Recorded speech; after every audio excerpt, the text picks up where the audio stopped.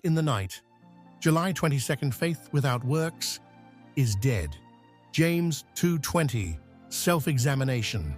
Along this line is very proper. If we have heard, seen, tasted of the grace of God and enjoyed it, and if no desire to serve our gracious Father or to assist others to the same blessings that we enjoy has been manifested, it implies that our spiritual vitality is very weak and in danger of perishing. But if, on the contrary, we find ourselves burning with fervency of love for the Lord and with appreciation of His great plan of salvation, and are consumed with a desire to tell the good tidings to others for the blessing, strengthening, upbuilding, and participation in the divine faith, it should encourage us. We should notice, too, that Jesus specially loved and favored the more zealous, vigorous, and energetic of the apostles, Peter, James, John, and we may be sure, Paul also. Reprint 4377. Welcome back to The Deep Dive. Today, we're digging into something really quite focused. It's a passage from a daily devotional dated July 22nd. It's called Songs in the Night. And right at the heart of it, there's this, well, very direct quote from James 2:20. Faith without works is dead. That's a powerful starting point. It is.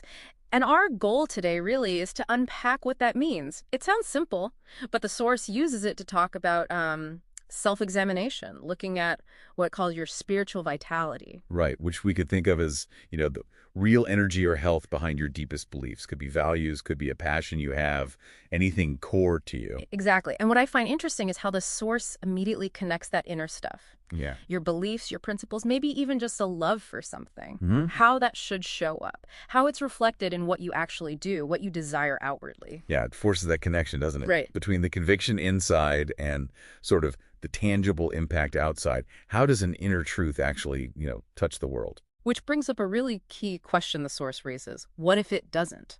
What if that connection isn't there? It says, if you've experienced something profound, maybe an insight, a moment of grace, something that felt like a real gift. Right, like you've tasted something good. Precisely. But then there's no desire that follows, no urge to serve or help others or share that good thing you found.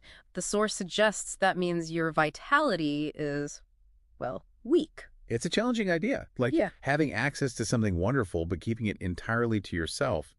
The text suggests that's not just passive, it's actually a sign of weakness. A lack of integrity almost. In a way, yes. It questions the very life of that conviction. Can something be truly alive, truly vital, if it doesn't lead to any outward action or desire? The passage is quite strong here, suggesting this lack implies a sort of danger, even. Okay, so that's the warning side, I suppose. What about the flip side? What does it say about when our convictions do spark action? Well, that's where it gets encouraging. If you find yourself really genuinely fired up about something, a belief, an idea, a plan, and you feel, as the text puts it, consumed with the desire to tell the good tidings to others, then that's presented as a really positive sign. So it's about that belief turning into actual energy. Exactly. Actionable energy. It's not just something you think, it's something that pushes you, compels you to share or create or act, like a current that has to flow somewhere. That makes sense. And the source actually gives an example, doesn't it, from the New Testament? It does. It points out that Jesus seemed to particularly favor the apostles, who were more zealous, vigorous, and energetic. People like Peter, James, John, Paul too. Right. Those known for their active outward expression of their faith. It directly links that strong inner conviction with that energetic outward drive. It suggests vitality isn't meant to be passive. It's active. It overflows. So, boiling it down then, this deep dive really highlights a clear link the source makes. Enjoying some deep belief or insight should naturally lead to wanting to serve or share. Yes, and that desire becomes a key marker, a sign of genuine vitality. It's not just about having the belief, it's about it being alive enough to do something. Right. It has to manifest. And the absence of that manifestation, that lack of fervent desire to share the good tidings, well, that signals weakness. maybe even peril, according to the source. It circles back to that idea of Jesus favoring the apostles who weren't just believers in thought, but were actively zealous, vigorous, and energetic. Precisely. Their work showed the life of their faith. So perhaps a final thought for you, the listener, to take away from this.